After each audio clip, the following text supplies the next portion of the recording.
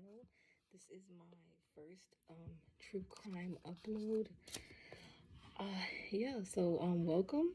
It is called Crime Time Tuesday, and this is where I will be uploading videos about, true crime in our, society today. So this is where I will cover cases.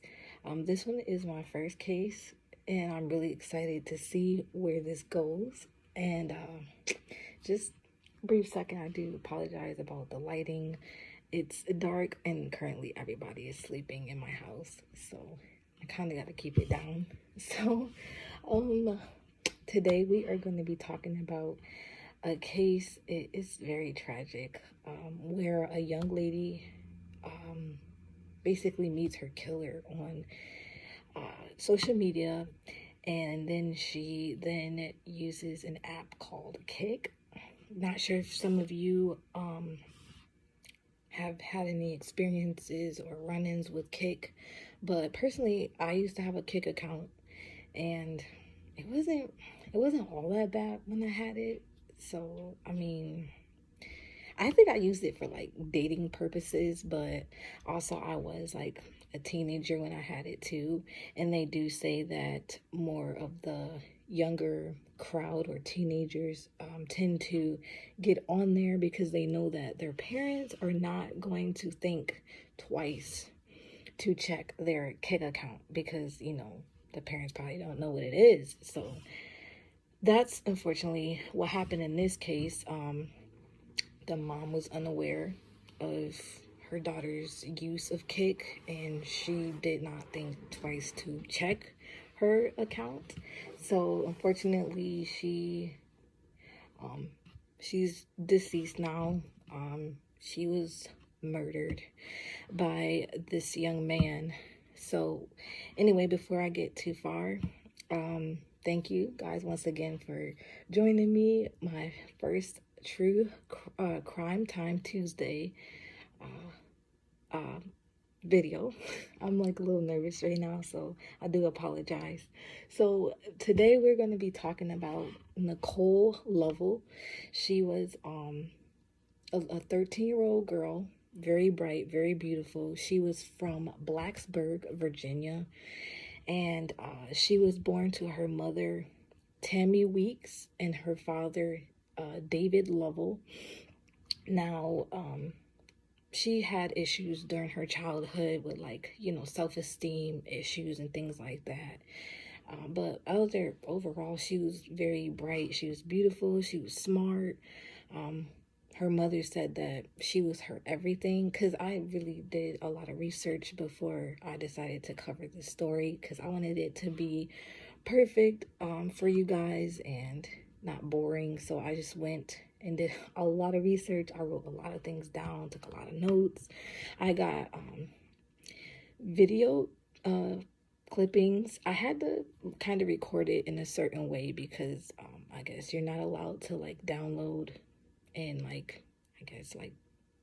put it in your video because of somebody else's. So basically, I didn't want to get in trouble for actually trying to download it. So basically, I took my phone or literally put it to my laptop and recorded every piece of news clipping and things like that, an interview that I could possibly get. This did take a while, so before I go too far off, she was a beautiful little 13-year-old girl from Blacksburg, Virginia. When she was born, she had a damaged liver, so she had to undergo operation, and it left her with a really bad scar on her stomach. And then I know her mother said she had one on her neck, so she had issues later on in her life. But for the time being, she had to undergo this operation. She also took medication every day. Her mother said twice a day. So some reports say she took medication, and then some reports said it was twice a day. So her mom said it was twice a day. She took an anti-rejection medication so that her body wouldn't reject her new liver, because she underwent a liver transplant before the age of 1. And that was pretty successful. She was taking her medication. Life was going pretty well, except for the fact that her father wasn't really in her life like I guess she wanted him to. She couldn't really call him up, hey dad, when she needed him to. So that kind of made her sad. She, got a bit depressed about it, because her father had done time in prison for, I guess, some type of drug charges. And then he also had other run-ins with the law. So I'm guessing he was probably in and out of jail, or maybe did some more time in prison, not sure. Didn't really see much about that. So, yes, she later on in her life, she struggled with like depression and things like that. So basically, fast forward to when she was a teenager. She was coming up in school, like middle school, high school. So basically, the reports that I've seen like talked about specifically her being in high school. She dealt with depression because like the kids would like pick on her, make fun of her because of like her scar. Because she had a gym class she had to take. Everybody takes PE. It's just something you have to do. So basically, she would ask her mother to write her letters and say like, Mom, can you please, write me this note, because I really don't want to go to gym class today because they've been picking on me. So they would put her down about her scar. Her mom just said her scar. So I'm not sure if it's like her scar on her neck, her scar on her stomach. But I just know that her mother specifically was like, they picked on her about her scar. So she would write her daughter gym notes, so like her daughter wouldn't have to go to gym class. And I'm not sure if that like worked at all, but I'm guessing like it helped a bit, because that's just what her mom told. She did an interview with 48 Hours with a guy named Peter Van Sant.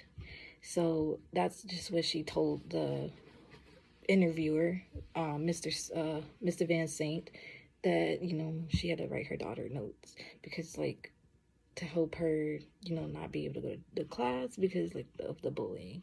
So basically, she dealt with the bullying. She dealt with like depression. She just basically longed for the love and attention from her father, and like she really wasn't getting that. So she had like different social media accounts. I know they did specifically say she had like a Facebook or a Twitter, and then maybe other ones too, but I do know she like did a post. I think they said Facebook, if I'm not mistaken. I don't want to like try to say anything, because like, I don't want to like lead anybody on like a false report or anything, but I do believe it said Facebook, that she posted about, like nobody caring about her. She just felt like really depressed. They did state like she had like suicidal thoughts, because of her posts were like very suicidal like, I guess. So like, yeah, she dealt with depression, and she it seemed to investigators that she did have like suicidal thoughts, or maybe was going to attempt suicide at some point. But so she would make these posts and things like that. So then like, I guess like they said like she would spend a lot of time in like her room instead of like hanging out with friends and things like that. She didn't really have a lot of friends. Her mom did say like she struggled with fitting in, because she didn't fit in very well. Well, she did have a few friends, I think like maybe 1 or 2 friends, because I do know that I did see an interview with one of her friends with I think it was also with 48 Hours. This friend had sat down and talked about Miss Nicole with the interviewer. So she only had like a few friends. So basically, she wasn't really hanging out and things like that. She would go in her room and be on her phone, and that's just like, I think that's just like a typical reaction of a teenager that's having a difficult time. They'll like turn to social media, or like some online gaming or something like that. It's something to get their mind off of like their everyday life and the reality that they're really living in. So that's what she did. So she had her social media, and then I'm trying to fast forward because there was so much stuff that I looked at, and like it's just like hard to like put it all together, like you just want to put it all in there. But fast forward, she was 13 years old, and she was in high school. She spent a lot of time after a while, because she was like being picked on and things like that. So like, and she didn't fit in very well. So she turned to social media. She had, I do believe they said, Facebook, a Twitter, but she also had an account called Kick. Now, I know like a lot of parents are like, they're like on that. They're like really on it. Like, what you got on your cell phone? Let me see your cell phone, this and that. So like her mom would say that like she kind of thought like she had a tight leash on her. She was like checking her phone. She would like delete stuff, delete her apps, but then like she thinks that she later went and like re-downloaded them once her mom was done like checking her phone and things like that. So at the time, she was 13 years old. She was living with her mother, Tammy Weeks, and because her and her father, Miss Weeks and Nicole's father, was not like married. They never married, and basically he really kind of wasn't in the picture, I guess, is what I got from different like interviews and things like that, and like the different resources that I got it from. So she lived with her mother and her mother's mom and dad. So like her grandma and grandpa, they lived together in like an apartment, I guess. And so Nicole, her mom would work. Obviously you have to work to make a living, to take care of everybody. So when she worked, her grandparents would look after Nicole. So when Nicole's mother would work, she'd be home with her grandparents. So she would spend a lot of time in her room, on her phone, on these social media sites.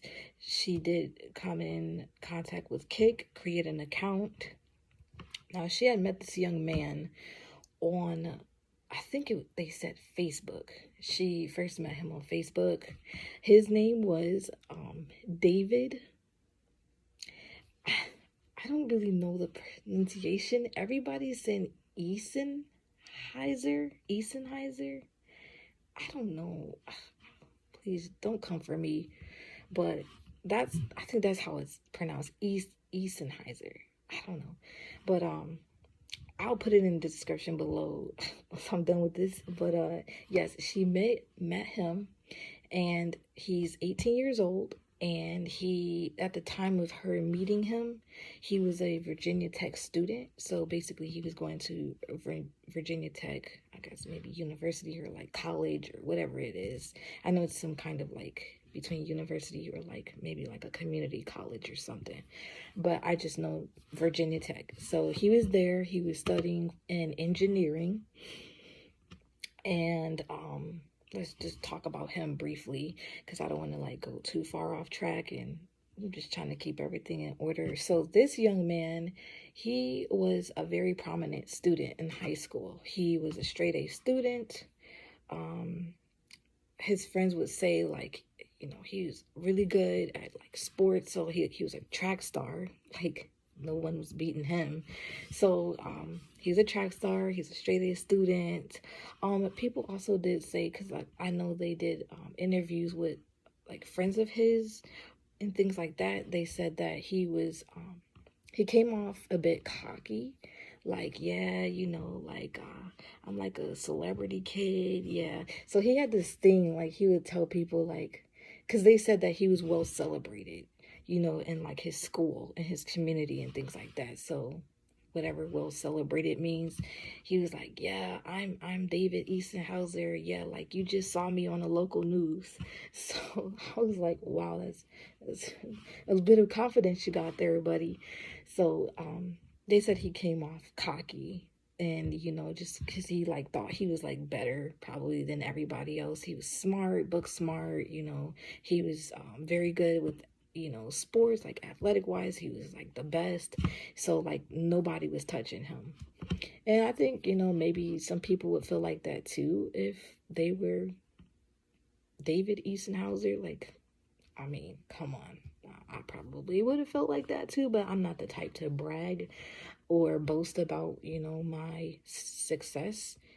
So like when I do good at something, I tend to be like, oh yeah, I'll probably like downplay it just because I'm like a nice person. I'm not the type to brag about anything. But anyway, he would brag about how smart he was and how good at the sports he was, and how like he was this, he was that, and like so anyway, so David, he was very smart. So then like when he graduated, he went to Virginia Tech, and he was studying in engineering because I guess he wanted to be an engineer, is what I saw on my the different reports and like websites and things like that. And so yes, that was Mr. Eisenhauser. I don't know, we're just gonna call him Mr. E because I don't know how to pronounce his name, and I do apologize. So yes, she was talking to this young man. So let's back up to Nicole. Now Nicole told Mr. David E, that she was 18. So like I guess he was under the impression like, oh yeah, she's 18, she's a pretty girl, and this and that. And I guess like maybe she was like open with him and telling him about her life and like the issues she was having. Maybe not. I don't know what was said. I didn't really do too much digging in like the text and things, because I do know that later on the authorities did like go in and track everything and read everything. But I just felt like maybe that part should have been private. Like, that was between her and him, and like she's a victim, and like, so I just didn't really put too much interest in looking for exactly what was said during the messages and like the time that she talked to Mr. Eisenhauser. So like, I don't know. So basically, she had been talking to him on Facebook, and then she was like, "Hey, yeah, you want to switch things over to Kick?" So I guess like he makes him a Kick account. Things are smooth and everything. And she tells him like, "Yeah, I'm 18," but then like she later, because when they talked to like the mother and stuff like that, and like the investigators who eventually went in and saw all the messages and things like that, they said that she later told him that she actually was not 18 years of age. She was actually 15. Or not 15, I'm sorry. She was actually 13. I'm sorry. So she was 13. And so he's like, oh, yeah, okay, well, whatever. And like he's talking to her. So like, I'm guessing like she's falling mad, head over heels for this guy, because later it was discovered that like she had became a problem for him that he needed to get rid of. Like he needed to handle that. So basically he made him an account. Now I did actually see the username that he used for his Kick account, and oh my gosh, I had like chills down my spine when I saw this. I was like, man, what kind of username is that? So basically, it would later be discovered that Mr. David Eisenhauser used his Kick username was, oh my gosh, DR, doctor, I guess, DR, it said DR _ tombstone. Why would you pick a username like that? Don't ask me, but hey, that's just the username that he chose to use. So it was dr_tombstone. And I was like, man, that is quite the username. So, and later when I looked at everything, I was like, man, that really bites, because he actually thought, like, what? Wow. Okay. And then so I was just like, oh, whatever. So anyway, now he's still in school. He's texting Nicole. He finds out that she's really not 18, that she's only 13. Let's fast forward a little here. Now, he says that she begins to be a problem for him. So he's confiding in a friend that he had like a 6-year long, I believe reports said that they were friends for like 5 or 6 years on this gaming site. They would play games, they would talk to each other. He would come to this young man for advice. Now, I just know his name is Dustin. I do briefly remember like his first name was Dustin, maybe, because maybe they put his name backwards. But like, yes. So Dustin is this guy that he confided in on this gaming site, you know, play games all day, talk about whatever, yo, man, the girls, this and that, the ladies, yo, spill the tea today, you know, whatever men talk about on game sites or whatever. So he confided in this guy. He's like, yeah, man, having an issue with the girl, you know. So I'm guessing like the guy, Dustin's like, he later realizes that the girl was possibly Nicole Lovell. So he's like, listening to him, he's like, yeah, man, I'm having problems with the girl, you know. She's basically, she made threats to this David guy. She made threats to David and said that basically, like, I guess if she cut him off, like if he cut her off, if he cut her off, that she would out him. Basically, like, I'm gonna snitch on you if like you break up with me or if you stop talking to me. And so he's like telling his friend Dustin, like, man, yo, bro, like, what do I do? Like, she's like really becoming a problem for me, and like I don't want to be outed because I'm talking to an underage girl, and she said she was 18 at first, but then like she's 13. Like, what the heck, bro? So he's like, just play along with it, you know. He's like, yeah, like play along with it. Just pretend to be her boyfriend, but like just be a horrible boyfriend. So basically he tells David to be like a shitty boyfriend. Excuse my language, but yeah. So basically be a very bad boyfriend. So he says like, like just like text her, like let her text you, but then like don't text her back, and like ignore her calls or whatever else he said to Mr. Easthauser. Like he's like, yeah, just don't text her, ignore her, basically. Just come off as a really bad boyfriend. So, like, Dustin just gives him this advice. He's just like brushing it off about like the comments that David is making to him, because they're really mean comments. He's like, he wants to like handle her, and he wants to do this, and like, oh, he's just like, just pouring his heart out to this guy. Like, man, bro, like I'm in a really effed up situation. Like, I gotta get out of this. I gotta handle this girl, this and that. So this Dustin guy, he's like, yeah, he just shoots the advice. He's like, yo, I'm not gonna think nothing else of it. So he just moving on with his life, contacting David. They playing games together. Like, they never saw each other in person. I do want to mention that, because the reports that I saw, they said that they never saw each other in person. This Dustin guy and David, they never saw each other. They were just like gaming friends online for this many years. So they never saw each other in person and things like that. They would only speak when they would play games online.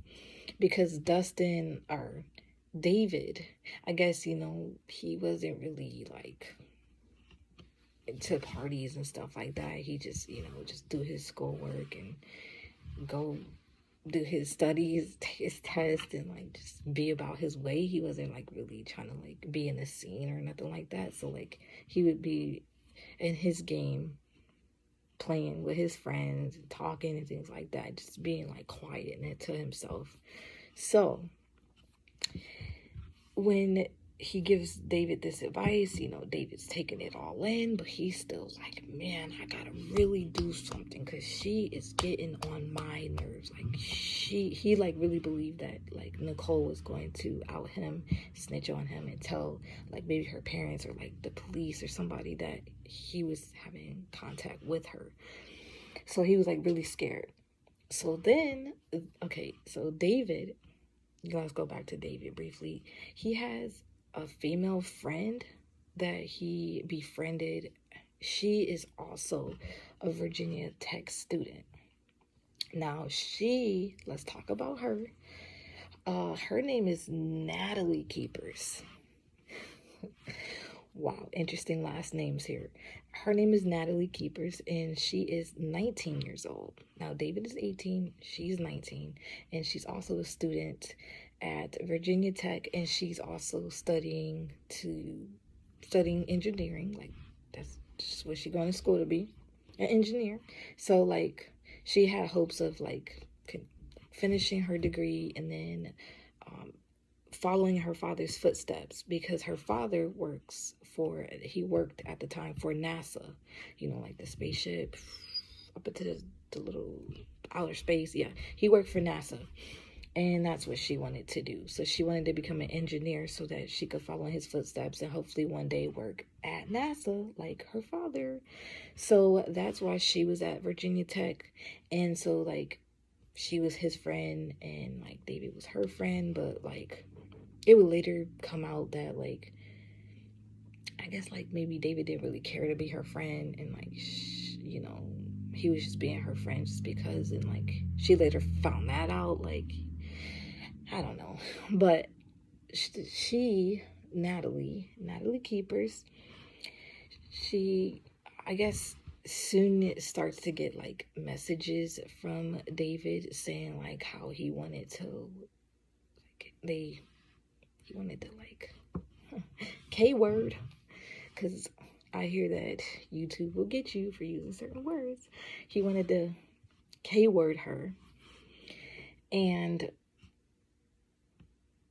so they came up with like several ways how to do it. You know, let's like do this and make it look like a suicide. Let's do this and all like maybe let's like drug her or something like that. And they conspired for a while. It would later come out in the reports when it was time for court, when they would later be put on trial, and they conspired several weeks' time how to do this.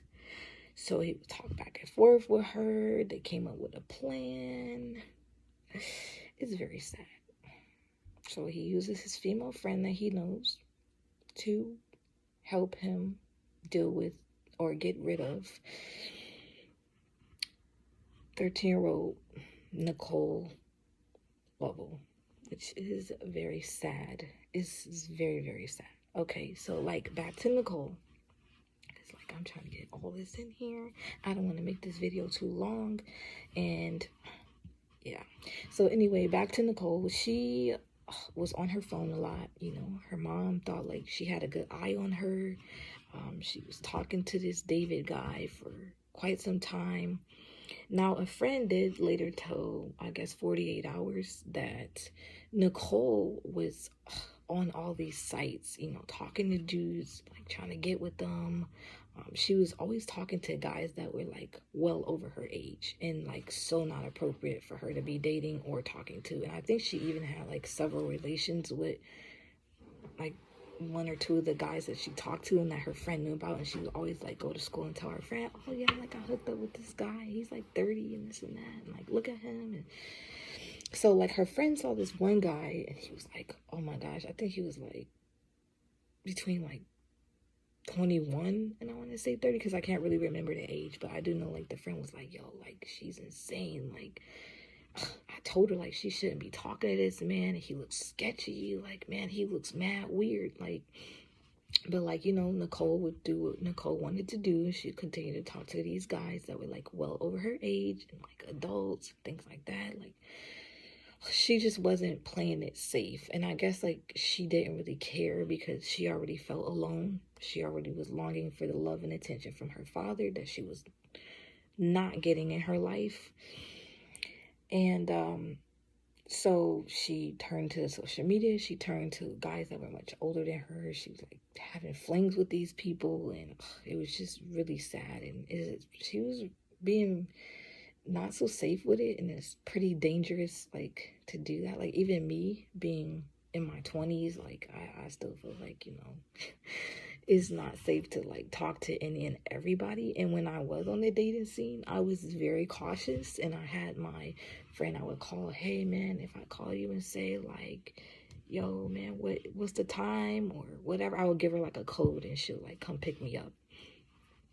Yeah, because some of those guys was like, and like even before I would go on dates, I wouldn't try to like carry it on. I would just like end it right there. Like if they typed something in that was weird, or like if they was asking too many questions, or if they're coming off really strong, if you guys know what that means, coming off really strong, I would like, let me take a step back, and like I would delete that person and then like move on to the next person until, you know, like I felt like that person was safe to hang out with and things like that. So luckily I didn't come into anything scary, and my time on Kick was very, I guess, safe, because I never had any issues with the app when I was using Kick. So, excuse me. So anyways, back to Nicole. She was talking to all these guys, and her friends was like warning her like, you shouldn't do this, you know, like that ain't safe. So anyway, she like, Nicole didn't care. She like didn't care in the world. And I'm sorry, but I don't want to sound like, you know, I'm not trying to like come off like Nicole, like it was her fault or things like that. Like, I know I did hear like in certain reports, like people were saying like, well, she was talking to guys and stuff, but like, I don't think it's her fault. I don't think it's her mom's fault. You know, it's nobody's fault but these two people, Natalie and David. That's their fault. Like, I don't blame her. And she was just a young kid that didn't really know better. And like, that's just the way she dealt with her pain, things like that. So I don't blame her at all. I just want to put that in there. Don't come for me, because I'm not here to attack anybody. And let's just remember, guys, she was the victim. She was the victim in this case. So, and just because you're on social media talking to guys like older than you, that does not mean they have the right to K-word you and like off you and make you disappear. Like, that's just something that it doesn't solve anything. Like, you know, it just causes pain and suffering for whomever the victim may be's family, and it just puts you in prison. Like, you just ruined your life. Like, these two prominent students ruined their lives. But anyways, so at the time, Nicole, let's just fast forward to the day of the incident. So like, I guess Nicole, you know, was in her room, and then her mom, I guess, said like she was either home from work or like she just got home or something like that. So Nicole like kisses her mom, you know, I love you, mom. I'm going ahead in the shower. I'm about to hit the shower, and then I'm gonna go to bed. So like, she tells Tammy Weeks, which is Nicole's mother, that she, you know, she gave her mom a hug, you know, told her she was gonna go, you know, wash her, bathe, you know, and then go to bed. So that's what her mom was thinking this whole time. You know, that's what the grandparents, you know, I guess the grandparents were like, had no actual knowledge maybe of when she went to bed, or maybe they did. They just didn't like really involve themselves in talking about that particular part. But like, I know her mother said that she gave her a hug, gave her a kiss, you know, said, I'm about to shower and I'm about to go to bed. So that's what her mom was under the impression, like that's what her daughter was going to do, shower and go to bed, you know, prepare for the next day.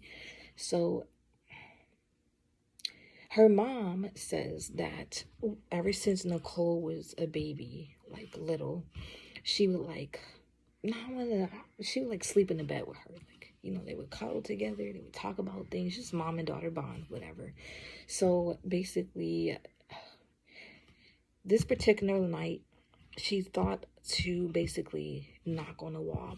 Knock, knock, knock, knock. To get to see if like her daughter wanted to come and like get in her bed and snuggle and go to sleep or talk and then go to sleep. But she's on this particular night, excuse me, got the hiccups, that basically she didn't do that. She was like, okay, let me just leave her alone. Like, maybe she's really tired and things like that. So, like, her mom didn't do that. And that's something that they would do, like, every night. She would knock on the wall, and Nicole would come in there and talk to her mom, and they would snuggle together and go to sleep. Now, she didn't do this, and it was later said in an interview that she did with Peter Van Sant from 40 Hours that she regretted it. She later regretted it. She was like, oh my gosh, if I could like turn back time, I would definitely, I wish I could have like, just knocked on the wall and like had her in my room and she would have been safe. She would have been home with me. But like, you can never like, we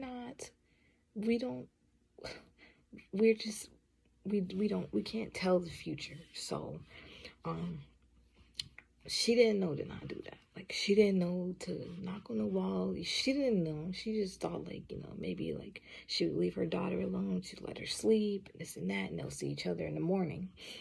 Well, the next day came, and, like, she walks in Nicole's room, and Nicole's not there. She, like, finds it a little odd. So then she looks and sees that her dresser was pushed up against her window. So basically, like, Nicole pushed her dresser up against the window and like climbed out of it. It would later be discovered that Nicole basically got like a cartoon blanket and a couple of bottles of water, and once she got the okay that David was there, she like pushed her dresser up and climbed out the window into the dark, cold night, because it was in the winter time and it was very cold outside and it was snow on the ground. So that's why she took her blanket and then she took a few bottles of water and climbed out of her window. So they would later like put that together, like that's what she did. So like her mom went in her room, didn't see her there, and then she's like, oh my gosh, no, Nicole, where'd you go? So then she just was like, they later called the police. They got to searching for her. Like, I'm trying to fast forward because I don't want this video to be super long. I do apologize that it's going on this long.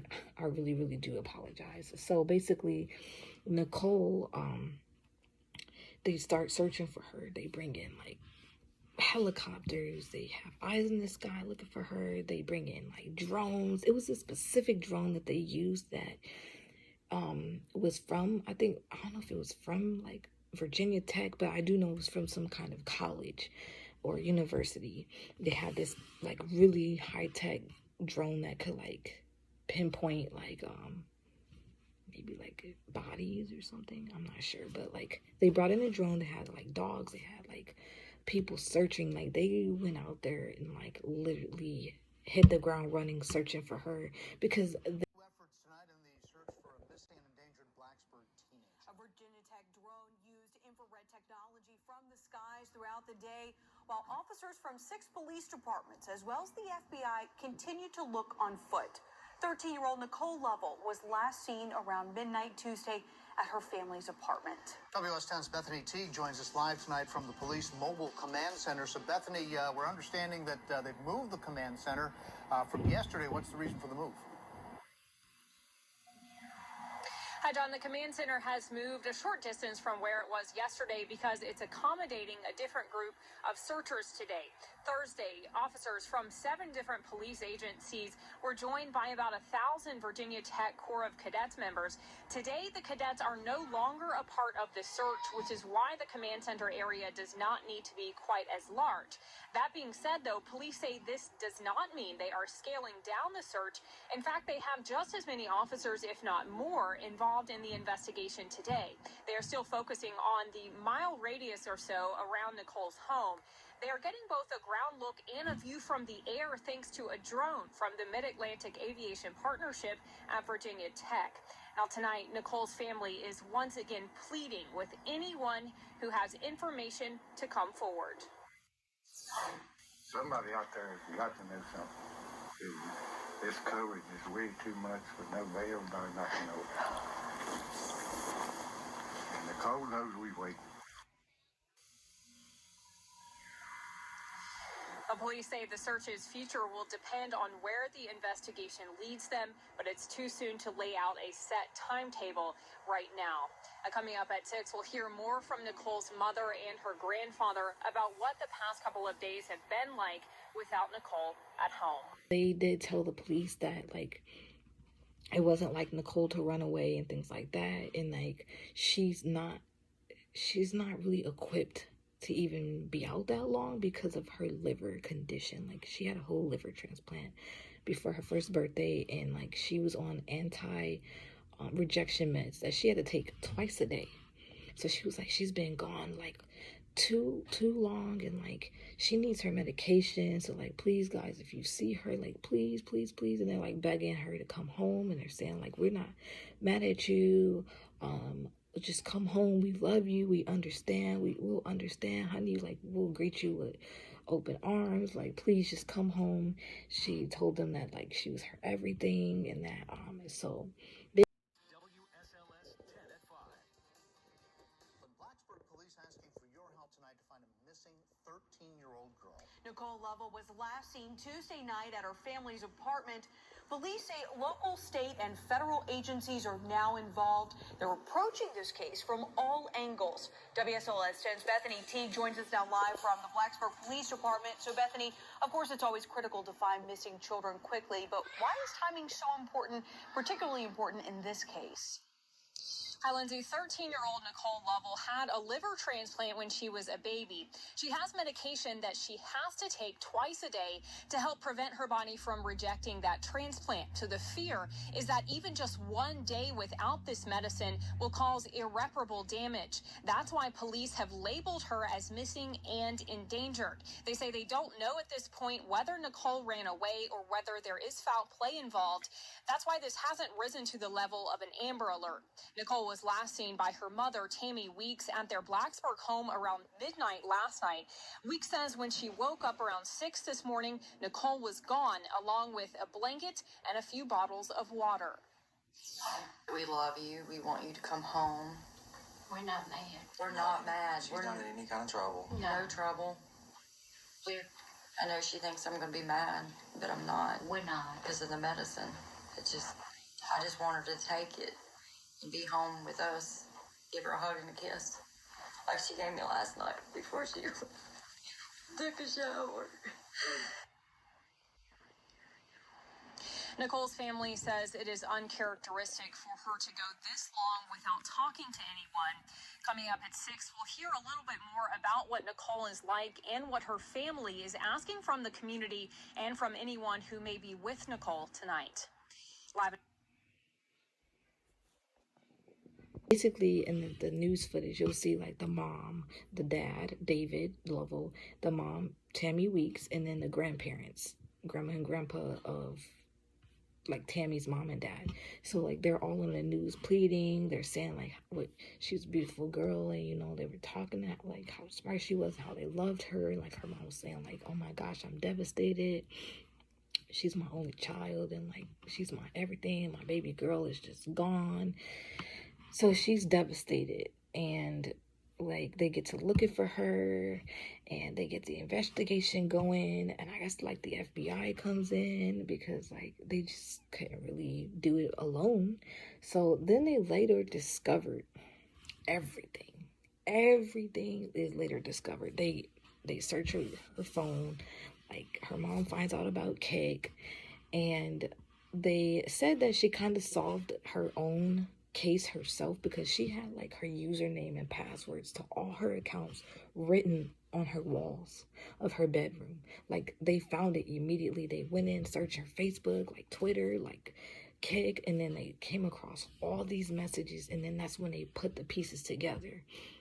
So like they found David Eisenhower. They found him. They went up to Virginia Tech.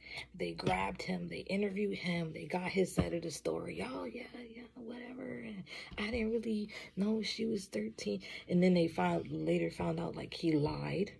And then they later found out that Natalie Keepers was involved. They went and arrested her and brought her in for interview, and she's giving a story, and she's like, oh, this and this, that. It was, it was all David's idea. So then they all go on trial.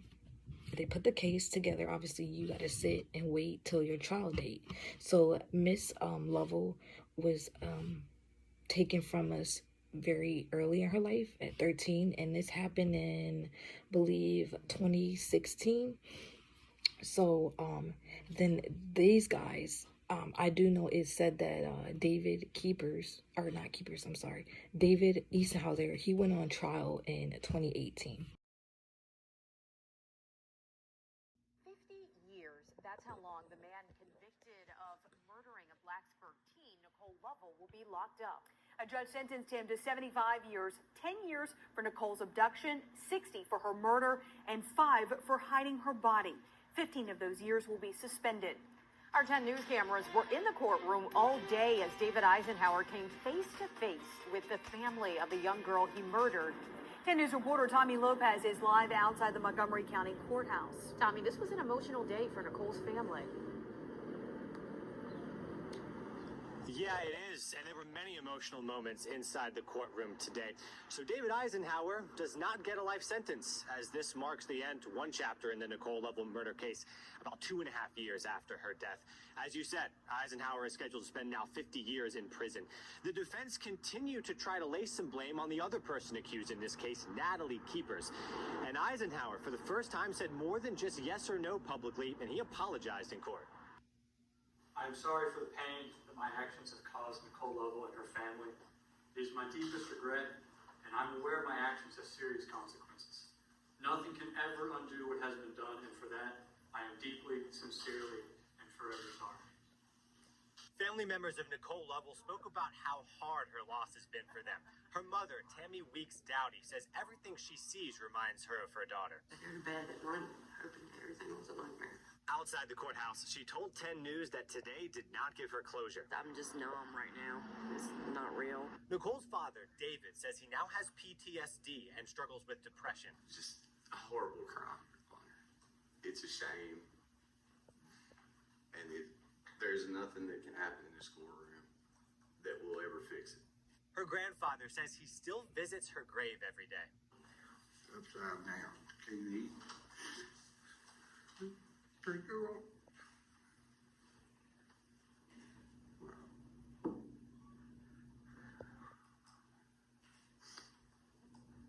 We don't eat, Freddie, we don't sleep.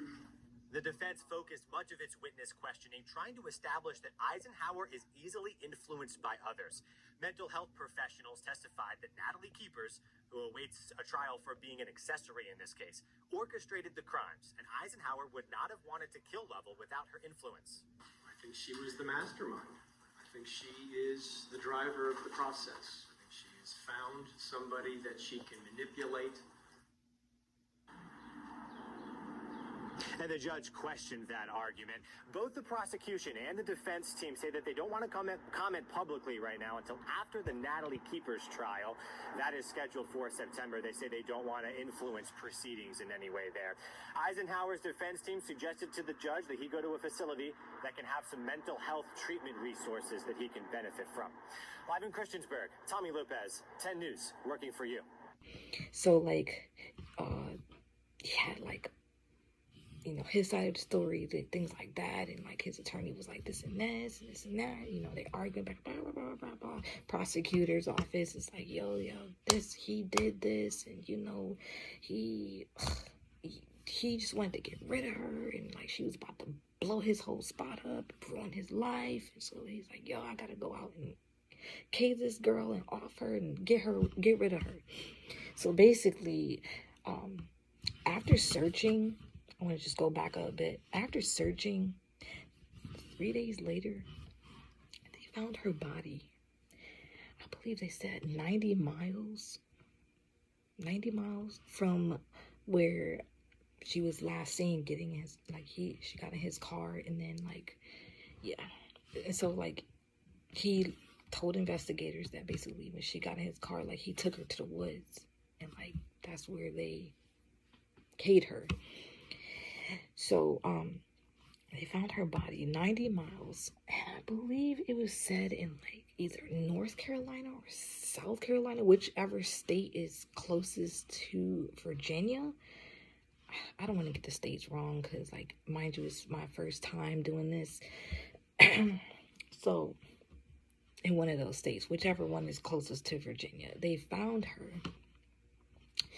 and she was nude, and they, like, she was nude, and, like, I think, like, they said they, like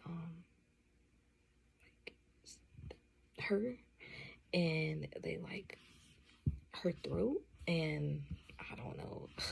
I do know about the nude part, her being nude, and then, like, the whole of her throat, and that was bad enough to find out. And, like, they told her mom, like, yeah, we found her body, and we're so sorry that we have to bring you this bad news. So, like, yeah, that was pretty sad though. Like, but 3 days after, like starting the search, like, they found her body 90 miles from where she was last picked up at her home, you know, outside her apartment, you know. Yeah, so that was pretty devastating. These guys went on trial. David Easthauser went on trial 2 years after Nicole's death / murder. And it was later discovered, you know, like, he put this all together. Him and Natalie conspired this for, like, a few weeks. And then, like, they tried to, like, blame each other, like it always does. Like, that's just how it goes. And then, like, but, like, David used Natalie, and that was pretty sad. And, like, she was, like, too cuckoo in the head to be like, yo, no, I'm not doing that, bro. But she just, you know, liked his friendship. And, you know, like, some people just do things just because, you know, they want to keep you as a friend or whatever. But, like, these guys ruined their whole life over something that I would consider really small. And so what if she outed you? You probably would have went to jail for, like, what, talking to a minor? Like, and it would be like, what, maybe a year or so? But, like, you lose your whole life. Like, you were a smart kid. You were, like, a track star. You were, like, in your own words, like, the best. Like, you were better than everybody. And, like, now you stoop to this level because, like, the people who knew David was like, man, like, you would have never thought he was capable of doing something like that. And this is literally the people that you at least suspect that do crazy things like this. And this is absolutely crazy. And they said the same thing about Natalie. Like, her friend, like, people that knew her ex-boyfriend was like, yo, like, you would never think she would do something like that. But, like, they decades in prison. That's the sentence for the former Virginia Tech student found guilty in her role in the murder of Nicole Lovell back in 2016. WFXR's Brooke Williams is at the court in Montgomery County and talked with prosecutors who say this case will likely end up back in court. Natalie Keeper's defense attorneys recommended the mandatory minimum sentence of 20 years, but the judge sentenced Keepers to 40 years on the charge of being an accessory before the fact of first-degree murder and an additional 5 years for concealing a body, for a total of 45 years with 5 years suspended. Natalie Keepers didn't show much emotion as the sentence was read.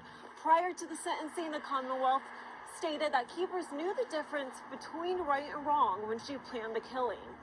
Judge, her actions in this case show that her release constitutes a danger to the public. And we would submit that she has earned her 45-year sentence, Judge. Keeper's defense attorneys declined comment following the sentencing. They do have the right to appeal the sentence, and Commonwealth's attorney Mary Pettit indicated that she expected them to do so. She said that she expected the judge's sentence, but added, how do you put a number on it? We can't fix this for Nicole, she said. In Montgomery County, Brooke Williams, WFXR News. Later went on trial. David ended up pleading. A guilty verdict in the murder of a young teenager in Blacksburg. Good evening, and thank you for joining us. I'm John Carlin. And I'm Lindsay Ward. It will be another 3 months before David Eisenhower learns his punishment for the death of Nicole Lovell. It was a dramatic end to the former Virginia Tech student's trial, changing his plea just before a jury would have heard testimony about evidence found on his cell phone. The judge accepted a no contest plea before finding him guilty of abducting, killing, and hiding the body of the 13-year-old. Today, there were no winners. We truly, if we had won, we wouldn't be in this room, and Nicole would be in Blacksburg Middle School where she belongs. During the trial, the defense attempted to shift the blame to the alleged accomplice, Natalie Keepers, who has been charged as an accessory in the case. 10 News has team coverage for you tonight. Today's courtroom developments in Montgomery County. Rachel Lucas has been following the trial all week. She joins us live outside the courthouse. Rachel, this was some pretty incriminating information, wasn't it? Absolutely, and that's why the defense didn't want a jury to hear it, and now that he's pled no contest, they never will. Now, they brought evidence out about the smartphone conversations between Eisenhower and Natalie Keepers, as well as others. And during those conversations, Eisenhower revealed planning to kill Nicole Lovell, as well as hiding her body.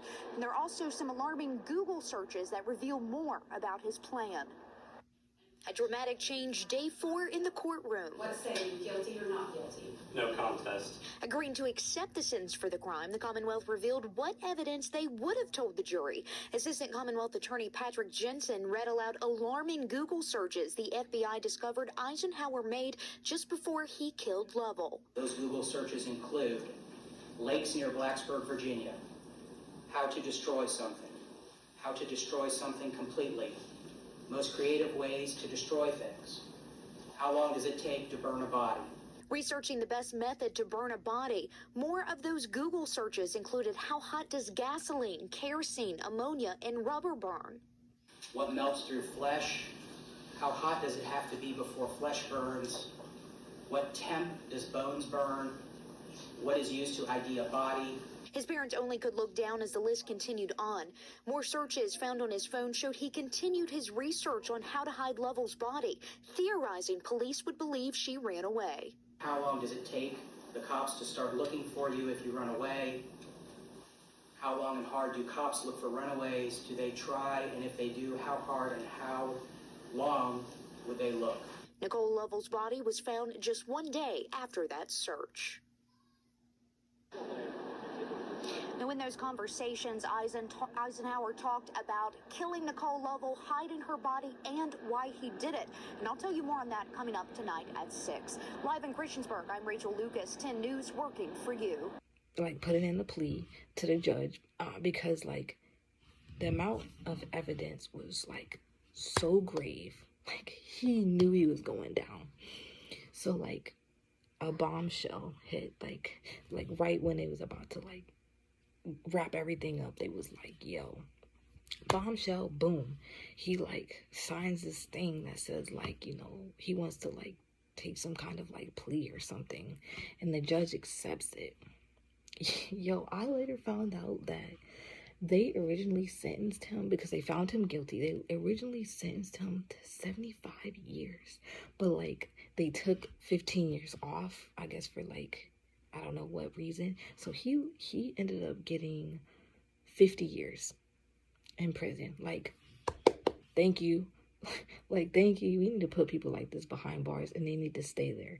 So then Natalie was later tried and convicted. They found her guilty, and then she tried to, like, they tried to, like, kind of, like, plea insanity. Like, they tried to, like, use that whole, like, oh, she has multiple this and that, and they, because she, her team actually got her evaluated, and they were like, when you're under the pressure, you kind of, like, lose track of, like, reality, and, like, you don't really think, and this and this, and, like, they tried to say she had, like, multiple personality issues, like bipolar. Like, they were just trying to put, like, all this, like, stuff, like, in the mental illness category, and say, like, that was the reason why she did it. Like, they tried to use that, like,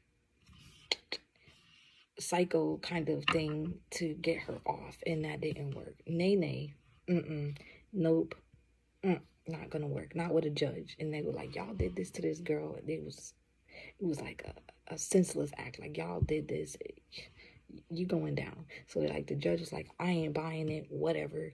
The jury was not buying it. They convicted her, found her guilty, and they she got 40 years in prison. 40. He got 50, she got 40. And I'm like, thank God. Like, I know her family's like, thank God we got justice for our baby girl, because sometimes people don't. Like, sometimes the cases are, like, go unsolved. Like, it is really tragic. And I know I left out some things, but like, also I'm not trying to have this video go on and on, but like it ain't worth it. Seriously. Like, my gosh, you know what?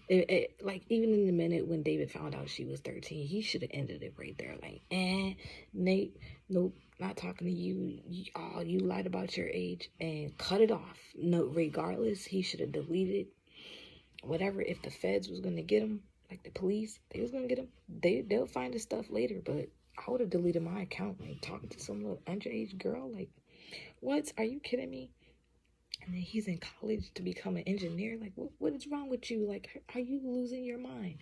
But like, that goes to show, like, being online is not something that is always an easy, like, go-to. It's not always the greatest escape route to go, like, when you're dealing with something. Like, I just sometimes wish, like, teenagers, like these kids, could like just like know how to talk to somebody about their issues and things like that, because like, she didn't have to lose her life, and she probably didn't know to like go to her mom, or like she probably didn't want to tell her mom or whatever, but like, she definitely didn't deserve to lose her life. And I do give my deepest condolences to her family. Like, I do truly feel sorry for your loss, and like, you know, I really hope that she is in a better place. She's like in peace right now, because like, that was very tragic for her to have to go through, and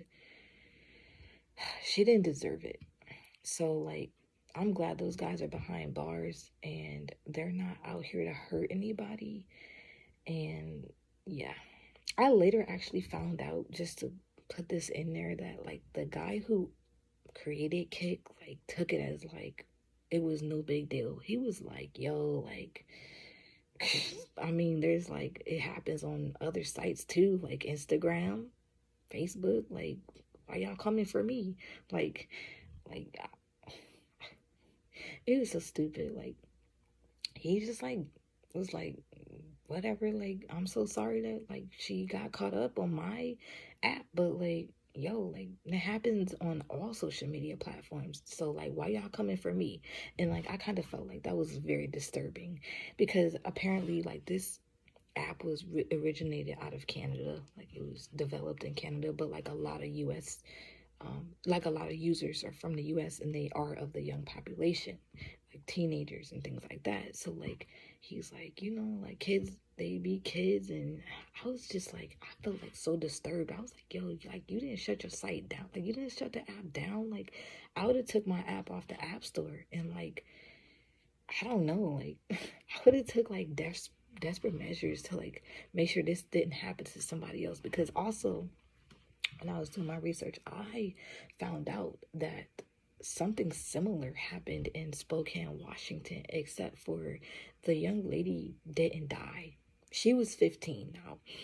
She got caught up on there with a guy that was like, I don't know, he was like 35, and she was 15. Like, she had sexual relations with this guy, like, multiple encounters, you know, like, he would come to her town and scoop her up, and like, she would say she was going to the park or whatever, and like, she'd be like making out with this guy and having sexual relations with this guy. So then like, her parents found out about it, because they were like this religious family. They were like really, they were like an affluent family. They had jobs, and they was making money, and they wanted to make a good life for their kids. And they found this crap out. They was like, nay, like, this ain't happening.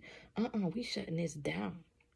So they created like they created a whole team. They knew people in like law enforcement. Like they had friends. They friends came together and concocted this plan to trap this man, because they knew that this man was coming at 3 in the morning to get the 15-year-old daughter and drive off into the night and possibly not return with her. So they was like, we're not about to let this happen. They called up their friends and they used their resources that they had, and like, yo, they had somebody over here in the front of the house peeping. They had mom in the back alley with the phone, texting him, leading him on, like, yo, yes, I can't wait to see you, honey, I love you, I can't wait till you hold me, and this and that. And then they had dad, like he was in the alleyway waiting. So they have like multiple eyes in different directions, like in their house, like surrounding their area of their house. So like mom's like, oh yeah, I see the lights, this and this and this. So he's coming up the little roadway or whatever. And like they like literally trapped this man in. Like trapped him in like the FBI was coming in to do a drug bust or something. They trapped this man in, and like they arrested him, because originally when they reported it to the police, like the police was like, oh, we ain't got enough evidence, so like we can't do nothing about it, you're on your own. So like the mom was pissed. She was like, no, that's not happening, like not my daughter. He think he gonna come here from because it said that he came from Seattle, Washington to come down there to Spokane to get this girl, and they were gonna run away together and build a life together. Like she didn't even really know this man. Like she had a few encounters with him, like sexual encounters, but like she didn't like really know this man. And like he was a predator, like preying on kids, and he found her on Kick. He was having these relations and stuff, texting her and stuff on Kick. And it's like, okay, you got two stories. One, this one girl happened to survive, and like her family happened to like be there for her. And then one, she happened to lose her life. So like you ain't gonna shut your app down. Like you just gonna keep it up there for this crap to keep happening. Like, dude, like what's going on through your head? Like you have a cold heart. Like you don't care. Like, oh my God. So anyways, like I don't want to keep going on and on about this, but this is crazy. Like, yo, parents, I would be like on my kid's phone, like, yo, what's this? What? Log in. I want to know all of it. Like, y'all, we have to like really, like, I guess we have to take a different approach at like protecting our kids. Like, thank God my kids are still young. Like, they're like, all my kids are under the age of 6 years old. So like, I'm good for now, but I'm pretty sure they'll be out there on them social media sites, and I ain't having it. I know they dad ain't having it. He's like, not that. So like, I'm good for now. My kids are not in danger, like as of now, but like I do know when they get older, like I'm not, I don't even know if I really want them to have a phone until like high school, until they really need it. But like, we really do have to look after our kids, like, and we have to be more mindful than we were in the past, you know, checking everything and like maybe having the passwords, or maybe like, I don't know if there's a way to lock the app store or put a childproof lock and let them only download like games or something, or like maybe stuff for school. But like, if there was, that would probably make the world maybe a little bit of a better place for children. But it's really sad that this young lady lost her life, and it goes to show you like the dangers out there. Like, we really have to protect our children. We really do have to know what they're doing at like all times. Like, we can't even skip a beat and be like, oh yeah, my kid's like the brightest kid, yeah, my kid's okay. You don't know. We don't know what they got going on in their heads, or if they going through depression or things like that, or if they're like suicidal or like shutting down. And like, I just feel like the sign of her was being in her room, you know, like shutting herself out, you know, things like that. Like that, I feel like that was a red flag. But like, of course, like her mom probably didn't think nothing of it, and I'm not like trying to comfort her or nothing. I don't want to hurt nobody's feelings, but this was a really tragic story. And yes, I know I tried to get everything in there, and I do apologize, but this is like my first time, and I really hope y'all enjoyed my video. I hope that y'all would want to come back and see what else I have to offer here on my channel. And I really enjoyed this, and I really do look forward to you know, making this much bigger than what it is now. So thank you guys for watching.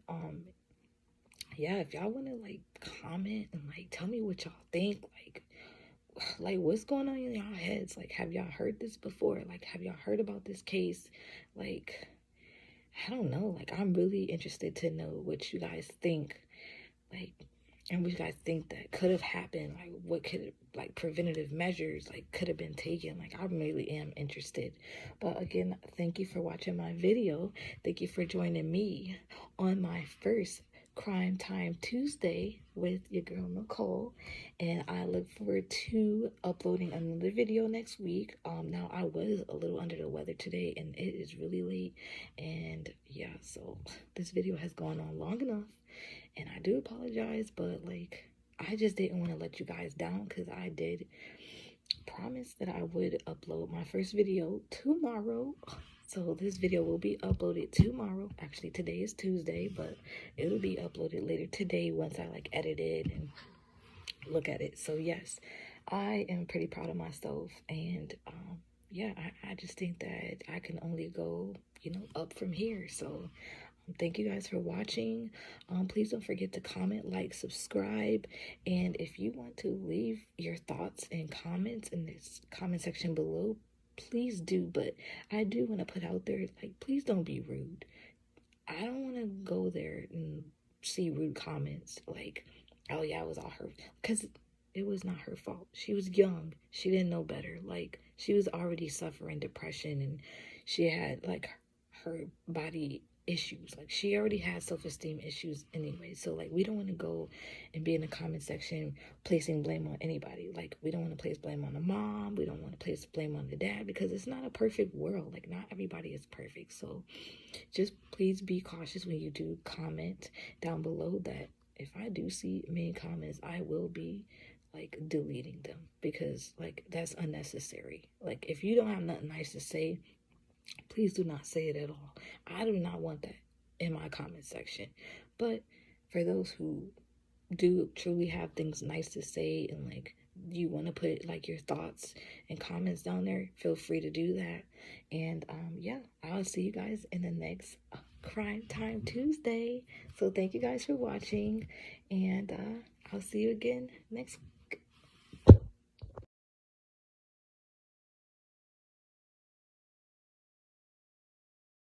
Hello everyone. Basically, I am doing this short little clip. I'm gonna add this to my Nicole Lovell case video, because I did make a few mistakes while filming my video.